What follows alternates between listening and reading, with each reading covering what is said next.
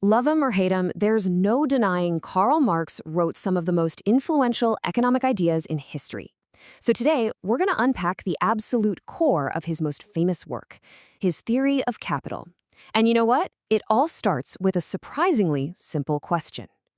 Right. To really get a handle on how Marx saw the world, we have to start where he did, with a question that sounds basic but is anything but.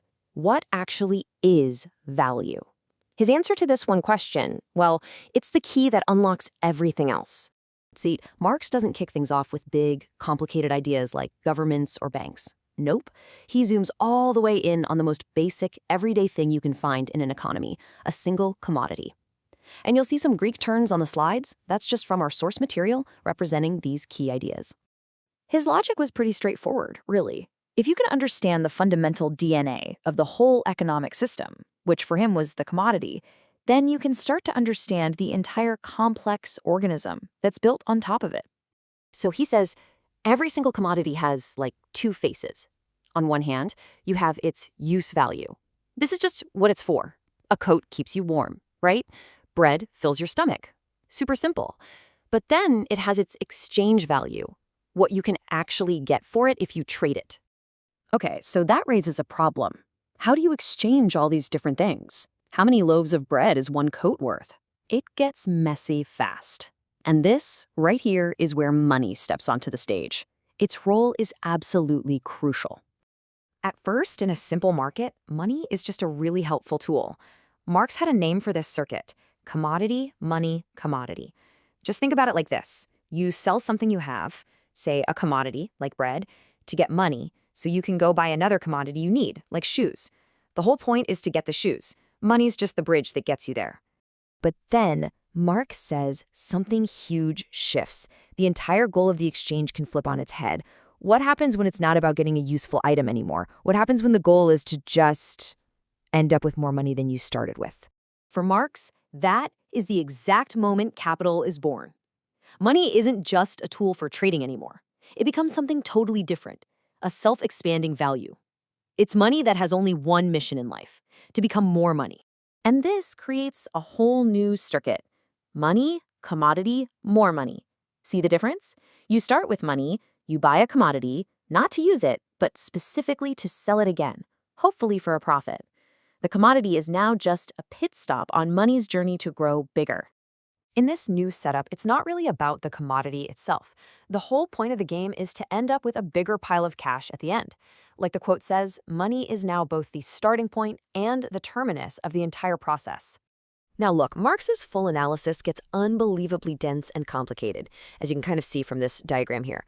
But you have to remember, this simple little flip from selling in order to buy to buying in order to sell, that is the absolute heart of the whole thing. So, this brings us to the million-dollar question, literally. Where does this extra money, this profit, actually come from? I mean, if you buy something for $10 and sell it for $12, where did that extra $2 get created?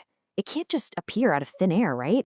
Marx's answer to that puzzle is maybe his most famous and most controversial idea of all: surplus value. He argued that profit isn't really made when you sell something. It's not a magic trick of the marketplace. For him, it's extracted during the production process.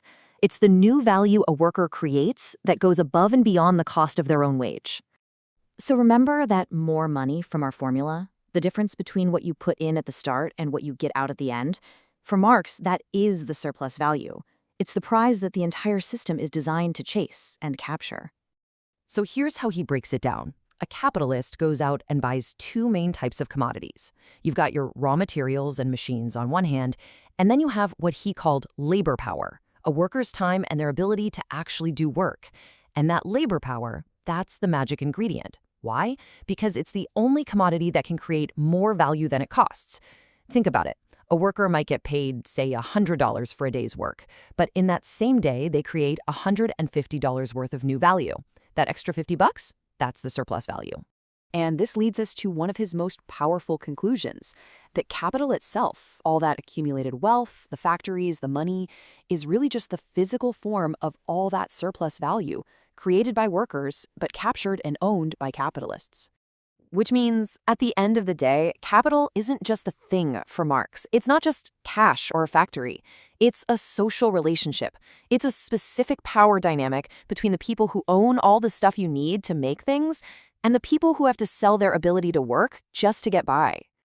So this entire framework, from that simple little commodity all the way to this idea of surplus value, it really gives us a completely different lens for looking at the economy. It pushes us to look past a price tag and ask, where does value really come from and who gets to keep it? And that final question there on the slide isn't just for economists. It's about looking around at our everyday lives and seeing how this dynamic might be playing out. Thanks for watching.